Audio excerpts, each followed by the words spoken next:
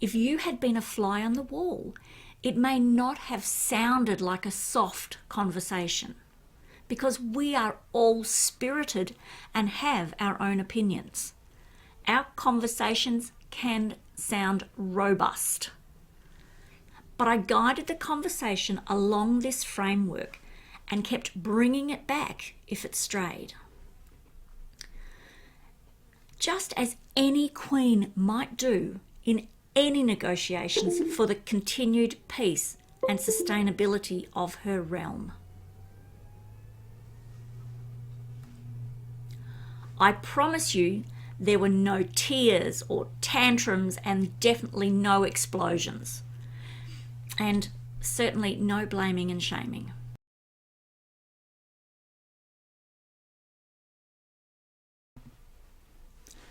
Hi there, lovelies. I'm Rhonda Crimes. I'm a life and leadership coach supporting everyday people just like you to reflect and rework your everyday stories so you can step into the everyday leadership of your families and communities and create compelling, meaningful, and fruitful lives every day.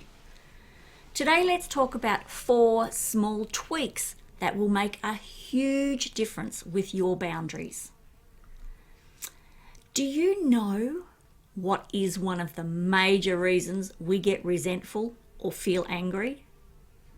It's because one of our boundaries have been crossed. We had an expectation of how something would go, and then when it doesn't, we get triggered. And for the most part, that can be okay. Our emotional responses are there to make us take notice. In this case, it's to say, hey, they crossed the line. Or, oi, did you see that they just walked all over you? It's then how we deal with this that makes all the difference for us and the boundary runners. So today I want to share a constructive way to manage this with the people who are close to you, the ones that you do care for, but you don't like a behaviour that they are demonstrating. Now, it's quite similar to the saying no and also the reclaiming space methods that I've spoken of before.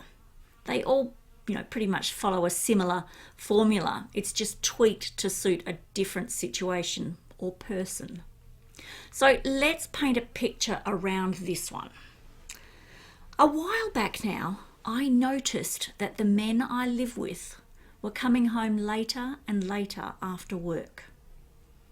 I get that they are both essential workers, being shit truck captains, and that sewerage spills simply cannot wait. But I was hearing crickets from them until they appeared at the back door, sometimes well after 7 o'clock at night, only to discover, they hadn't been working. It wasn't a once-off thing, so I was getting a bit tetchy. As you all know by now, I am not a domestic goddess and have absolutely no desire to become one. But I do have a partnership agreement in place whereby I will cook a healthy evening meal for both of them. I have that scheduled into each day at 5:30 p.m. I down my work tools or I stop my playtime to go into the kitchen and start prepping. Then ordinarily, the boys come in and we chat about our days, and then we eat together at the table.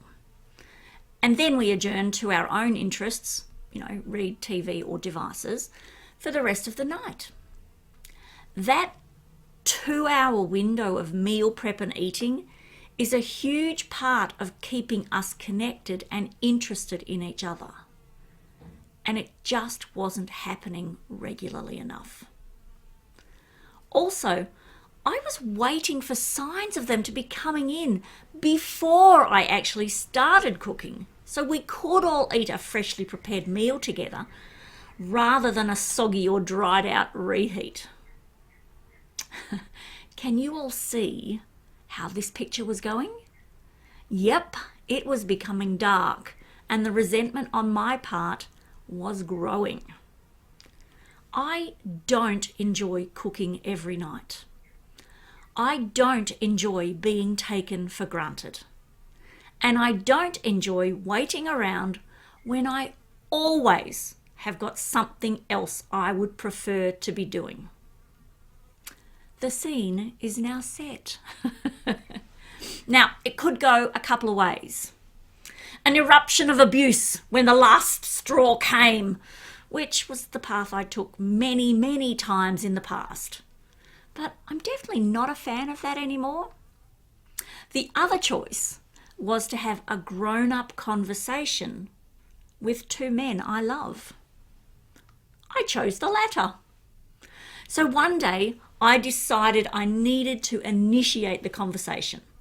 I did it over our meal on a night they had both come home earlier. I didn't want to slip into bitch, from resentment at the get-go. I wanted to come from my queen energy, that calm, graceful and dignified part that isn't afraid to say what I need and share my vision for what our harmonious life looks like going forward. So I followed this 4-step process. Step 1, acknowledge them. Step 2, state the boundary. Step 3, consider if this is a deal breaker or not. And step 4, collaborate a way forward. So this is how it went. Step 1, I acknowledged them by saying, it's fine that you come home late after work. I get that it's because you are working late or catching up with the other guys at the workshop at the end of the day. So saying something like this immediately makes the conversation non-confrontational. And you're also not coming from a place of judgment. Unless, of course, you have a history of saying it's fine when it's not. Then you may need to tweak your opening. It's fine. Step 2, I stated the boundary by saying, but not letting me know in advance you won't be home on time doesn't work for me. When I have specifically set aside my time to cook and be with you both. Can you see that this was a firm, neutral statement of my boundary? There was no blaming, shaming, and certainly no bringing out the list of the top 100 faults of the year or decade. Then step 3, consider if this is a deal breaker or not. Now, if it is, the consequence of it continuing needs to be stated. In my case, it was a deal breaker. Think feminism, misogyny, being taken for granted. Now, I work from home, but I'm not a 1950s housewife at the whim of my menfolk. My husband does go out to work, but he's not a 1950s breadwinner. We have a partnership in that he does go out to work and I do run the house around my home-based business. We both can't live our agreed lifestyle outside of that partnership. Our son, who shares our home, is an adult. I don't do everything for him. He is independent. But we also do have a partnership of me providing the evening meal and washing his clothes. In return, he has a roof over his head and a pretty cruisy life for a fair financial remuneration. He's also a great person to chat with and I love his company. So I stated my deal breaker. I would prefer to eat alone than stand around getting annoyed waiting for you both to appear. So if you continue to not let me know you'll be coming home late, I'll cook my own meal and leave you to take care of yours when you do get in. And then step 4, we collaborated a way forward. Look for ways that you can get all your needs met and try to negotiate a way forward that you're all okay with. In my case, it went like this. What can we do to make sure you guys get to have freedom around what time you come home, and I'm not standing around the kitchen waiting and feeling resentful? And after a bit of brainstorming, we came up with the simple solution that I would make dinner when I had it scheduled, and then I'd sit down around 6:30 to eat. Then if they do come home late, they are both happy to reheat their meals, and I'm happy to have eaten on my own, or perhaps wait and eat with them, depending on my evening coaching schedule. Now, please know, this wasn't all fairy tales, unicorns, and rainbows. If you had been a fly on the wall, it may not have sounded like a soft conversation, because we are all spirited and have our own opinions. Our conversations can sound robust. But I guided the conversation along this framework and kept bringing it back if it strayed. Just as any queen might do in any negotiations for the continued peace and sustainability of her realm.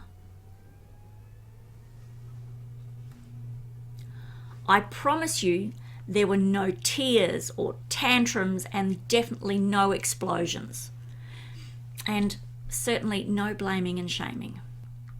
So those steps again: acknowledge the person or people, state the boundary, consider if the boundary is a deal breaker or not, and what is the consequence if it is, and then collaborate a way forward. As I always say, use baby steps on these new skills and conversations. Find small things to practice on. Maybe try it on something that isn't a deal breaker at first. Some small annoyance that you aren't going to trigger into a disempowered state, like become a bitch or a martyr or a victim. I'd love to hear how it goes for you when you try one of these boundary setting processes. So please let me know. I hope this chat's been useful, and if through this message you see that your now is not the picture you've painted for yourself, and you'd like any help on this discovery path, or maybe something completely different that you intuitively know or feel isn't letting your true colours shine through, then please do get in touch with me. You can do it really easily by leaving a comment, sending me a private message, or popping over to my website, rhondacrimes.simplero.com, and go to the Contact Me page that now houses my email and Calendly diary options. If you know or feel you're hitting your "I have had enough of this" set point, let's set up a free curiosity call to have a chat and see how I can support you, and also make sure we are a good fit for each other without any obligations. Much love. Until next time.